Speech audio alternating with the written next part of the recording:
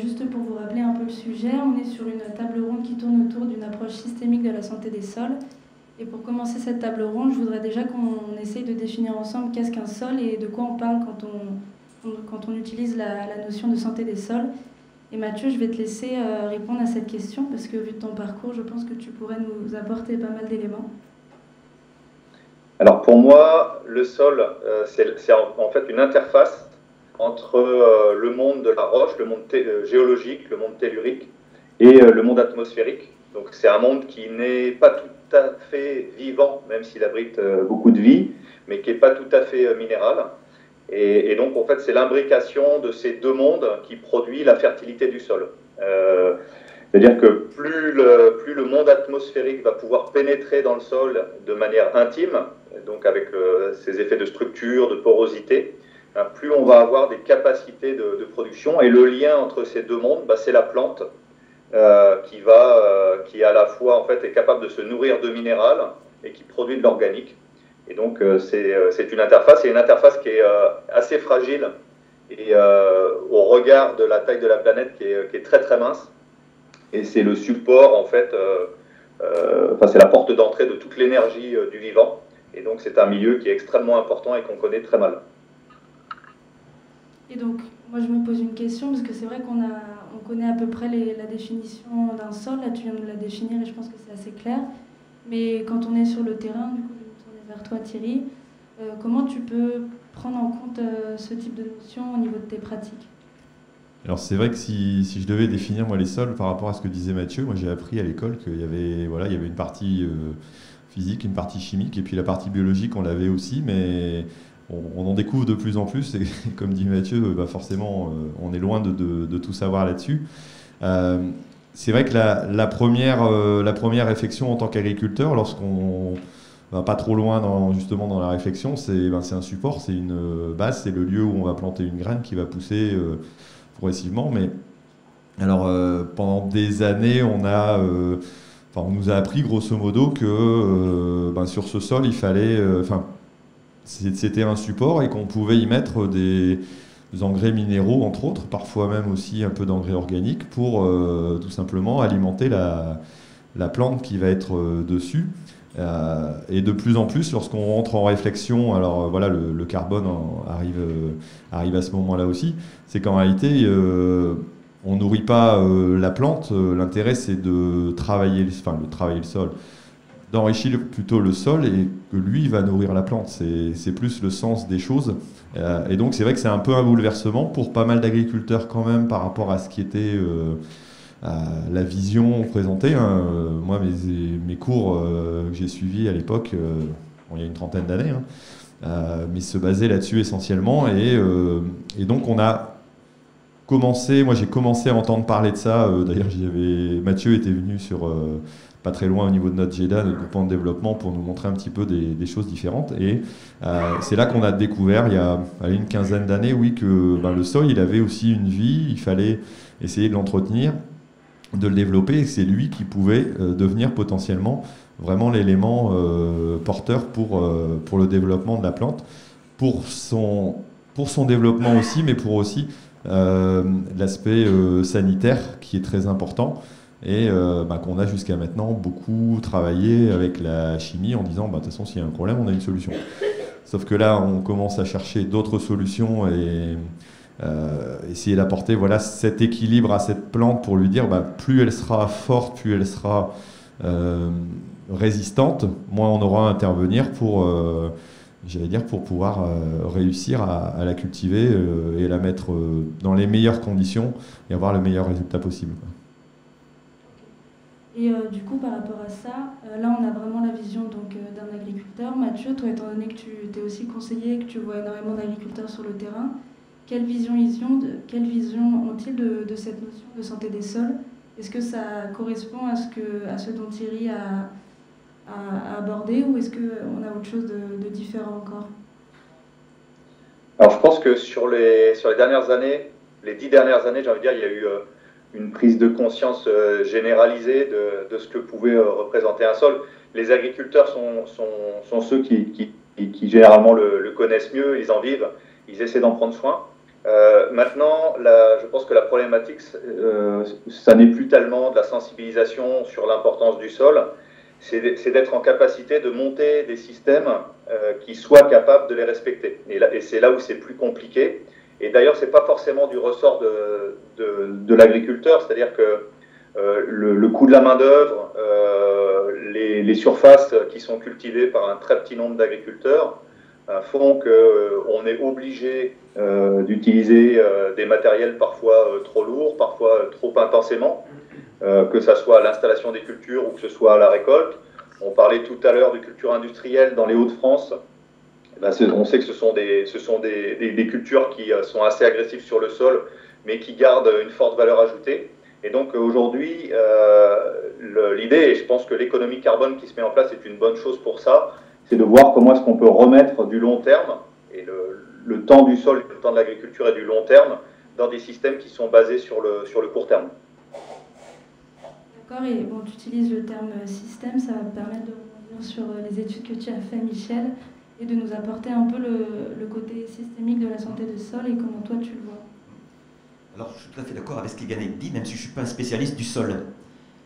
Et ce qui semble, au vu de publications récentes que j'ai lues, c'est qu'on s'est complètement planté, y compris dans la recherche, sur la nutrition des plantes. On apprend, c'est que les plantes ont des besoins d'azote, on peut les chiffrer pour produire tant de tonnes de matière sèche, de phosphore et tout ça. Et effectivement, on peut faire. Mais quand on fait ça, on oublie que pour la nutrition des plantes et pour leur santé, il y a un allié, des alliés. Et les alliés, c'est ce qu'il y a dans le sol, c'est la vie biologique du sol, et notamment les micro-organismes. Et donc, à ce moment-là, pour avoir des micro-organismes, il y a un certain nombre de conditions que Mathieu a rappelées, notamment de l'air, tout ça. Mais il faut qu'il y ait du carbone. Les plantes n'ont pas besoin de carbone, enfin, elles captent le carbone de l'air pour se nourrir. Mais les microbes, ils ont besoin, les micro-organismes, du carbone qu'on leur apporte. Et donc ça, c'est une révolution intellectuelle que la recherche n'a pas forcément complètement faite. J'insiste là-dessus. Et donc ça change complètement la manière d'envisager le système sol-plante. Il faut apporter du carbone, non pas pour la plante, elle n'en a pas besoin, mais pour l'allier, pour les microbes qui sont les alliés de la plante pour sa santé et pour la nutrition. Donc c'est ce qu'on appelle un changement de paradigme. On ne raisonne plus la fertilisation de la même manière. Et ça, cette révolution, elle est fondamentale. Donc il faut apporter du carbone. Alors c'est pas forcément là pour le séquestrer pour le changement climatique ou pour compenser. Hein. Et c'est déjà pour avoir des conditions de nutrition et de santé des plantes qui soient moins impactantes. En gros, comme derrière, c'est utiliser moins de fertilisants de synthèse et moins de pesticides. Je n'ai pas dit pas, mais moins en tout cas. Et donc cette révolution est en train de se faire, je pense. Et moi, ça me fait penser, tout à l'heure, je disais en introduction, que je travaille sur la santé humaine, donc les maladies chroniques ou l'affaiblissement de notre système immunitaire qui nous rend plus sensibles à la Covid, à ce qu'on vit, enfin au coronavirus. C'est exactement la même chose.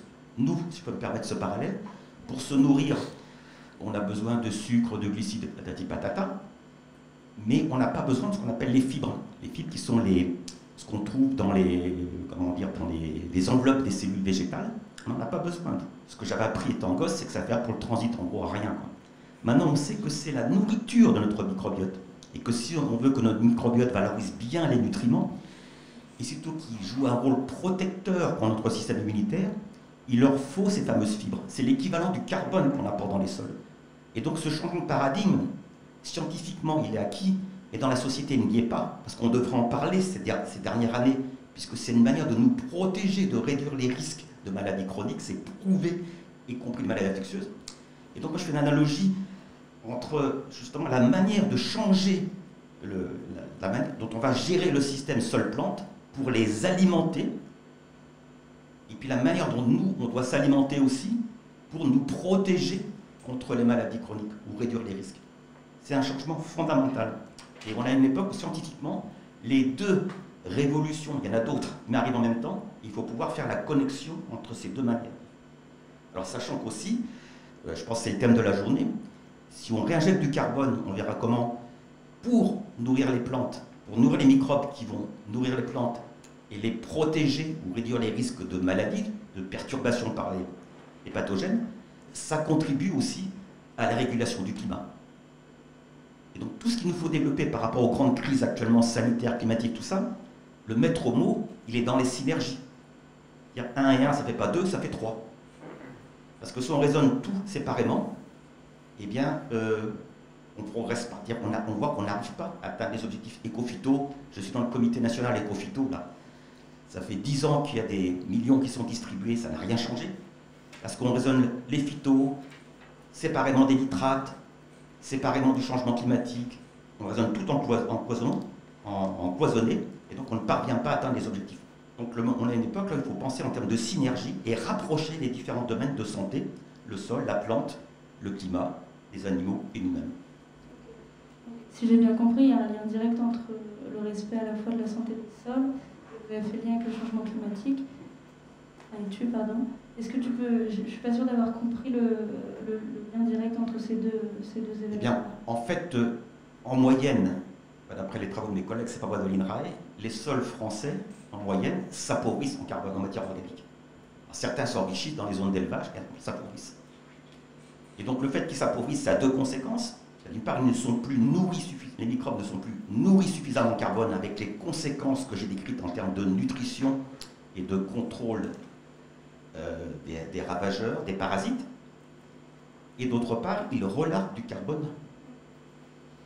Alors que potentiellement, si on réincorpore du carbone, on réactive la vie biologique avec toutes les conséquences sur la nutrition et la santé dont j'ai parlé. Et en même temps, on contribue, on contrebalance, en gros, les émissions de gaz à effet de serre. Après, il y a des grands débats, c'est combien on peut séquestrer de carbone, pendant combien de temps. Ça, c'est notre histoire, où je ne suis pas forcément le plus compétent. D'accord. Je veux juste préciser que si vous avez une question dans la salle et que vous voulez interpeller les intervenants, surtout n'hésitez pas. Et pareil, entre vous, si vous voulez vous échanger des informations, c'est pareil. Et donc, je vous ai fait le lien. Tu as dit que dans les zones où il y avait de l'élevage, les sols étaient plus vivants, en tout cas, ils étaient moins pauvres en carbone. Est-ce que ça, c'est quelque chose, Thierry, que tu observes sur le terrain, dans les Hauts-de-France ? Alors, oui, alors c'est toujours très complexe. Pendant la discussion, j'étais en train de réfléchir à une chose. Moi, j'ai une problématique, j'ai des terres qui sont assez blanches, donc c'est un sous-sol calcaire.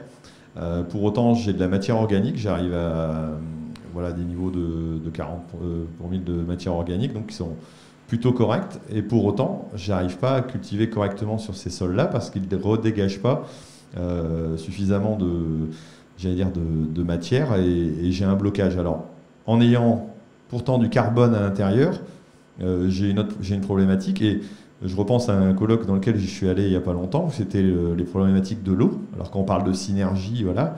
Et là, on nous dit, oui, attention, pollution, donc moins d'azote, il faut mettre moins d'azote. Mais moi, le problème, c'est que si je veux faire travailler mon sol, il faut qu'il y ait de l'azote dedans. Si j'en mets juste ce que la plante a besoin, elle va le pomper et puis je ne vais pas en avoir en réserve. Je ne vais pas pouvoir remettre un couvert végétal derrière qui va me permettre de couvrir, d'utiliser aussi la photosynthèse pour amener du carbone dans mon sol. Et donc, j'en arrive à quelque part à un moment donné où, de par la réglementation, parfois je me retrouve complètement coincé à dire si je respecte la réglementation en tant que telle, je ne vais pas arriver à remonter non plus des niveaux parce que mes couverts végétaux, j'ai souvent l'habitude de dire engrais verts, mais ça ne se dit plus maintenant. Voilà, couverts végétaux vont pas se développer, et donc je ne vais pas capter ce que je pourrais, et je n'aurai pas un relargage au printemps.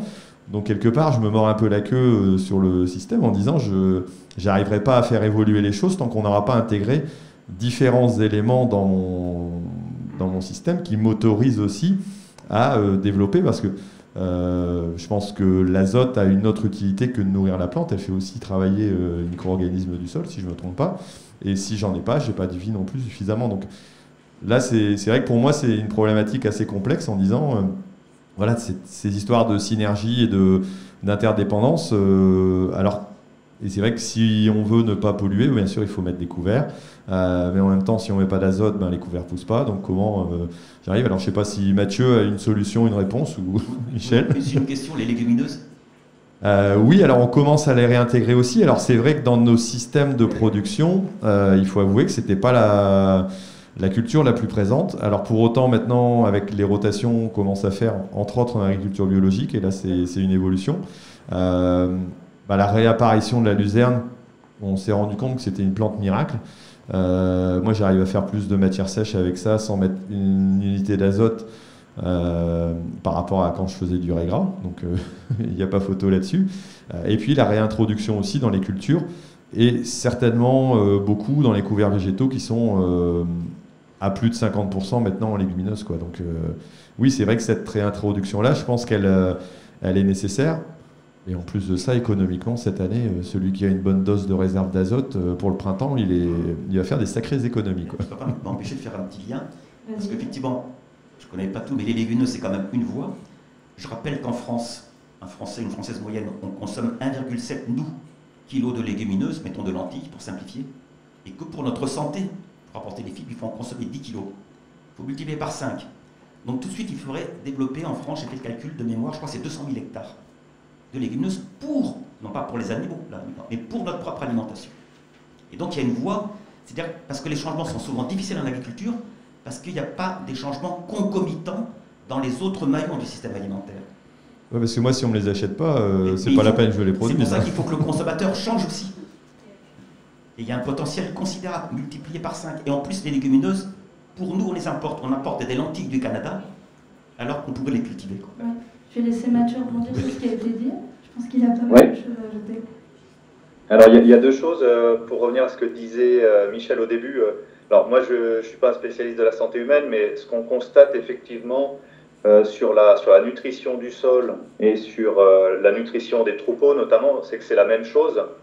Un éleveur sait très bien comment nourrir correctement son troupeau en ayant un équilibre dans sa ration entre l'énergie, la fibre et la protéine. Le sol, ça va être exactement la même chose. Juste sur les causes, il y a peut-être une cause de déséquilibre, puisqu'on est en train de parler de santé globale.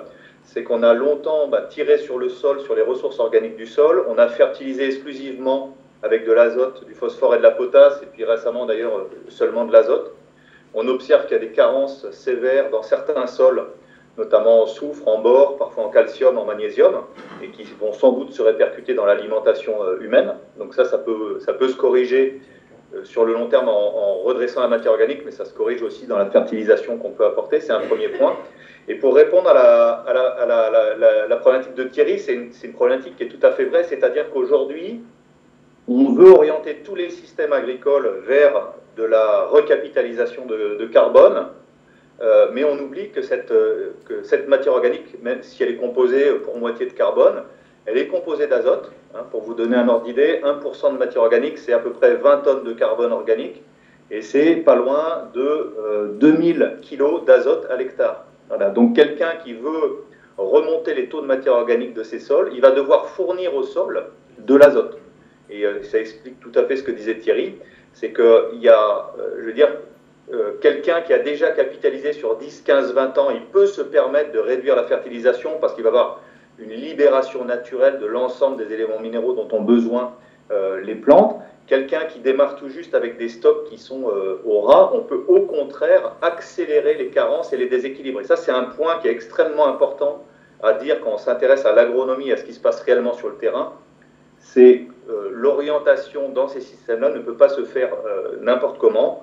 Et il y a notamment la correction des carences sur les périodes de transition qui est à prendre en compte et qui peut se traduire par une surconsommation d'azote. Alors bien sûr, les légumineuses ont leur part, et puis vu le prix de l'azote cette année, ça va leur redonner de l'importance, mais également d'autres éléments minéraux, le phosphore dans certaines situations, dans les sols calcaires notamment, des oligo-éléments et ainsi de suite. Juste, Mathieu, par rapport à ça, ça veut dire qu'on pourrait carrément opposer santé des sols et stockage de carbone? Alors, tu peux répéter la question, excuse-moi? Par rapport à ce que tu as dit, est-ce que ça veut dire qu'on pourrait carrément opposer santé des sols, donc avoir une fertilité biologique, chimique, etc. suffisante, au stockage de carbone? Non, je pense que le stockage du carbone, en fait, c'est un processus de recapitalisation des sols. Pour faire bref, sur la révolution verte depuis les années 50 au niveau mondial, on a consommé la moitié des stocks d'humus sur la planète. Si on veut retrouver des sols en santé, et puis peut-être des animaux en santé, peut-être derrière une humanité en santé, comme disent les Canadiens, il va falloir recapitaliser. Donc c'est juste de dire que la recapitalisation, elle est consommatrice de ressources, et notamment d'éléments minéraux, dont l'azote, mais pas seulement. Donc je pense qu'il ne faut pas les opposer, ça n'est pas opposable, il y a des compromis à gérer. La fertilité du sol repose à la fois sur du stockage de carbone, mais aussi sur sa libération, la minéralisation qui va nourrir l'activité biologique et les plantes. Et il faut arriver à trouver un rythme et un processus de fertilité basé sur un cycle du carbone qui tourne, j'ai envie de dire, assez amplement et rapidement. Michel, tu voulais intervenir ? Oui, donc je suis complètement d'accord avec ce que vient de dire Mathieu. Le terme recapitalisation est excellent. Le rapport C sur N, donc au gros indice aussi, donc il faut apporter de l'azote. La question, c'est comment on apporte cet azote. Parce que si on l'apporte exclusivement sous forme minérale, on sait que c'est très coûteux d'un point de vue énergie, donc des émissions de gaz à effet de serre, et lors de l'épandage aussi, on sait qu'il y a de la volatilisation avec le protoxyde d'azote, 300 fois plus le pouvoir réchauffant, 3 fois plus que le gaz, que le CO2. Et donc, autant que possible, il faut recapitaliser le sol en mobilisant les légumineuses soit en interculture et ou dans les cultures. Et à ce moment-là, il faut qu'il y ait le marché derrière. Les intercultures, ok, mais pour les cultures, il faut qu'il y ait le marché. Donc il y a l'élevage, sachant que l'élevage, c'est mon métier, enfin, je connais bien les prairies, on est déjà on surconsomme de la viande, ça c'est clair, donc on ne peut pas... Par contre, il y a les légumineuses pour la consommation humaine, c'est pas rien, 200 000 hectares. Est-ce qu'il y a une question dans la salle ou pas, pour le moment? Encore? Juste par rapport au fait de surcapitaliser, comme tu as dit, quel lien on pourrait faire avec la santé humaine par rapport à ce que nous on mange? Surcapitaliser, non, j'ai pas dit ça, ce que dit Mathieu, c'est recapitaliser, c'est pas surcapitaliser, c'est déjà bien de recapitaliser, mais c'est vrai que ça demande du temps. Alors le lien avec la santé humaine, en fait, c'est recapitaliser, c'est pour redévelopper la vie microbienne. Il y a un lien entre la teneur en matière organique, notamment tout ce qui... Parce que le carbone dans le sol, il rentre de plusieurs manières. Il y a la décomposition des végétaux, mais il y a aussi ce qu'on appelle les exsudats racinaires, donc qui sont des émissions dans les racines. Ça ne joue pas le même rôle. Et donc pour reconstituer, donc on a dit le stock de carbone, mais aussi la vie biologique du sol. Et c'est un peu pareil pour nous. En fait, il y a des statistiques qui sont... Enfin, c'est des estimations qui ont été faites par des collègues de l'INRAE qui spécialistes du microbiote intestinal. On estime qu'un tiers des Français et des Françaises ont un microbiote appauvri. Ça veut dire qu'ils sont dans une situation de dysbiose où il y a cette faible diversité du microbiote. Et cette situation de dysbiose, elle empêche d'avoir un bon système immunitaire et elle empêche de contrôler les inflammations à bas bruit qui peuvent attaquer le poumon, le cerveau, tout ça, toutes les maladies chroniques. Eh bien, il faut se reconstituer un microbiote intestinal, en quelque sorte aussi. Et là, ça passe par plusieurs choses. Donc, il y a les fameuses fibres, donc, qui est l'équivalent du carbone. Donc, c'est pour ça que le régime végétalisé. Après, il y a aussi les oméga 3, je ne vais pas trop détailler, puis les antioxydants. Donc, c'est un peu comme le manganèse, tout à l'heure, le magnésium qui manquait. Ça fonctionne à peu près pareil. Et donc, les sols français, certains ils sont morts. D'après ce que disent les collègues de l'INRAE, ils ne sont pas morts, mais ils sont certains très appauvris. Et pour nous, c'est exactement la même chose. Donc, c'est pour ça qu'on a besoin au moins d'une double révolution dans la manière dont on gère les écosystèmes et la manière dont on s'alimente. Et dis-moi si je me trompe Oui, il y a une question peut-être avant. Oui, notamment sur les ordres de grandeur, parce on a lu l'étude 4 pour 1000, donc 0,4% en stockage. Lorsqu'on lit des études comme Pascal Poivin en Suisse, il conclut plutôt à des notions de 40 pour 1000, en positif comme en négatif, c'est-à-dire en entrée ou en sortie. Finalement, donc, question à Mathieu ou à M. Ferry, c'est quoi le potentiel pour l'agriculture? C'est quoi la fourchette de potentiel de stockage pour l'agriculture? Moi j'ai quelques ordres de grandeur, mais je vais laisser Mathieu parler, peut-être en premier. Après j'ai quelques ordres de grandeur de l'étude 4 pour 1000, mais sachant que je n'ai pas participé, je ne suis pas le plus compétent. Je crois que j'ai reconnu la voix d'Anaël. Bonjour. En ce qui concerne donc 4 pour 1000, c'est un concept marketing qui est très intéressant et qui est en gros le delta de matière organique qu'on devrait faire au niveau mondial sur toutes les terres agricoles mondiales pour neutraliser les émissions anthropiques à l'année. C'est-à-dire que globalement, si on veut neutraliser les émissions, il faut 4 pour 1000, et puis si on veut absorber le surplus, il faudra plus que ça. Et ce qu'avait montré l'étude de Pascal Boivin, donc on n'est pas sur de la modélisation, on est bien sur de la mesure au champ, et c'est pour ça que l'étude était très intéressante, c'est qu'on avait plutôt donc il y avait un pivot de Gauss, une gaussienne, la moyenne était plutôt à 9 pour 1000. Voilà, et ça c'est un constat qu'on peut faire à peu près partout, en Europe de l'Ouest notamment, c'est que les sols retrouvent progressivement, les taux de matière organique remontent progressivement depuis le début des années 2000. Il était à 9 pour 1000.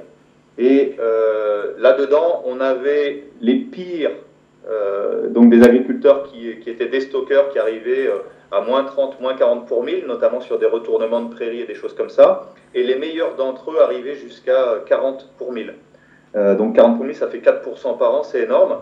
Et ce qu'on peut retenir, c'est que le progrès, il va aller en déplaçant la moyenne vers du mieux.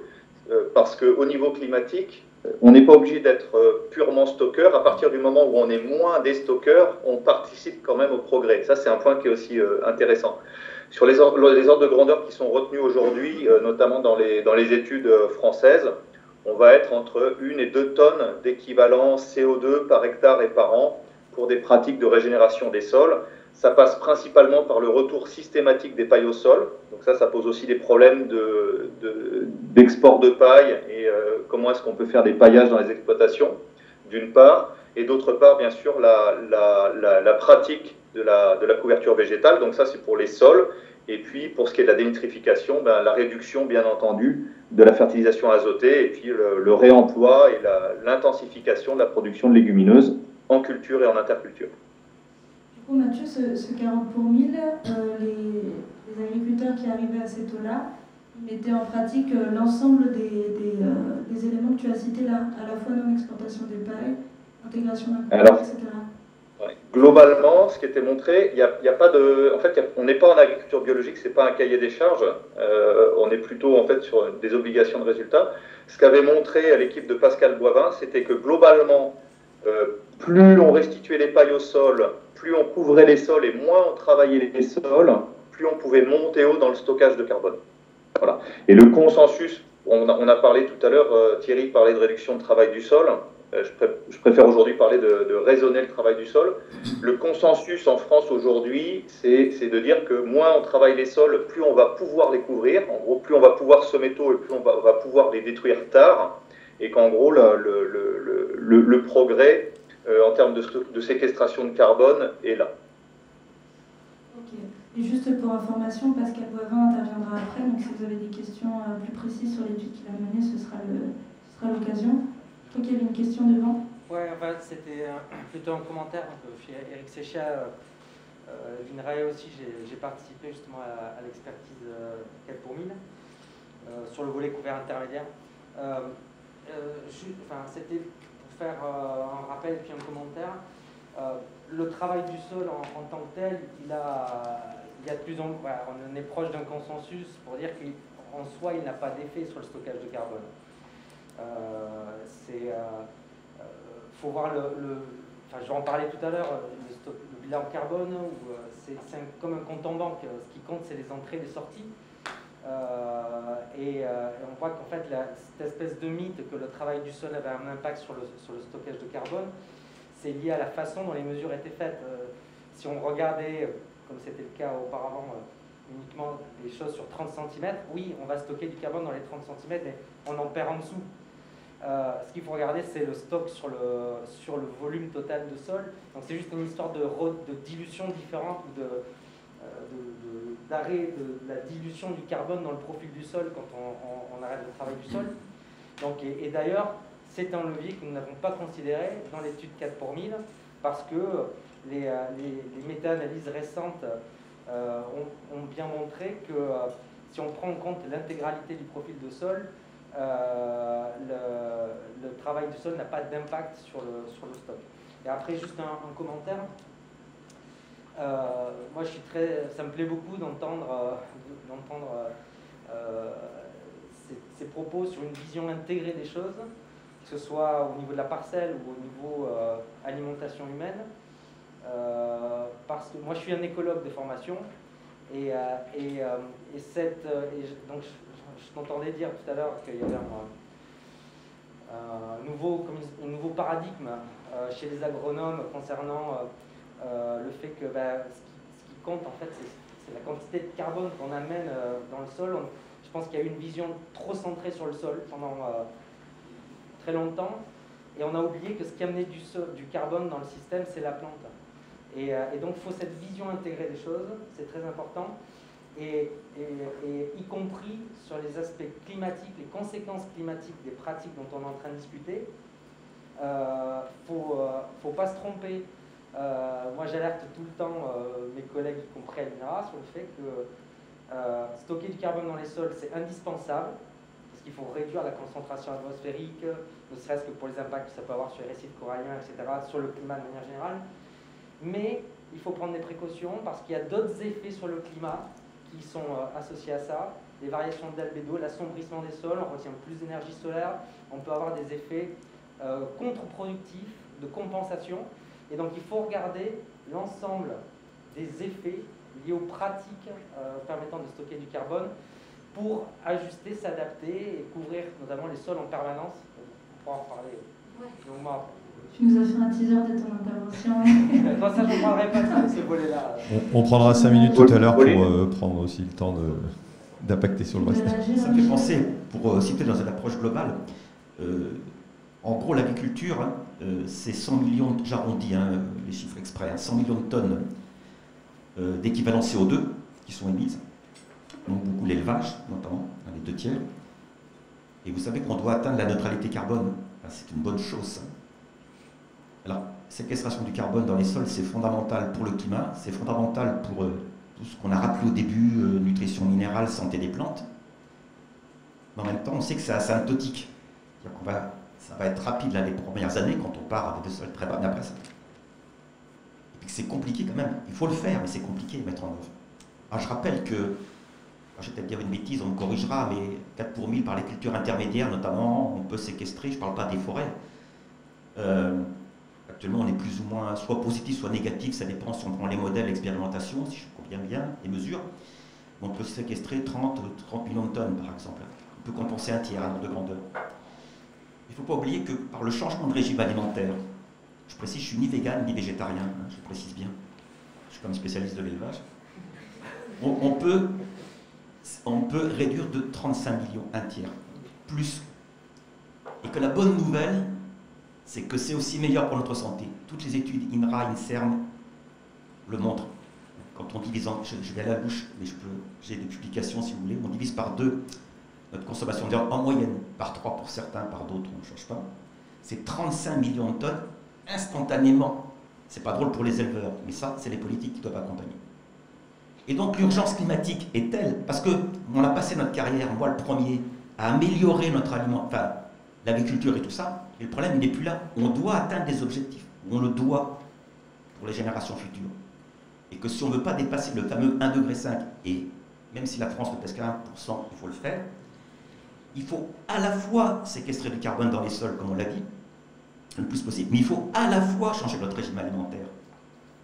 Mais on a vu que les légumineuses, c'est charnière parce que ça peut, sous réserve que tout ça soit accompagné, c'est bon pour l'agriculture, c'est bon pour le climat, et c'est bon pour nous. Donc c'est pour ça qu'il faut raisonner systémique. Il ne faut pas oublier les ordres de grandeur. J'ai dit, on peut, par le changement alimentaire, on peut, donc si on parle de 100 millions de tonnes, on en économise un tiers, et l'autre tiers, on peut le séquestrer dans les sols. Et donc on va arriver à ces 0 émissions nettes en agriculture. Mais c'est des changements radicaux qu'il faut faire.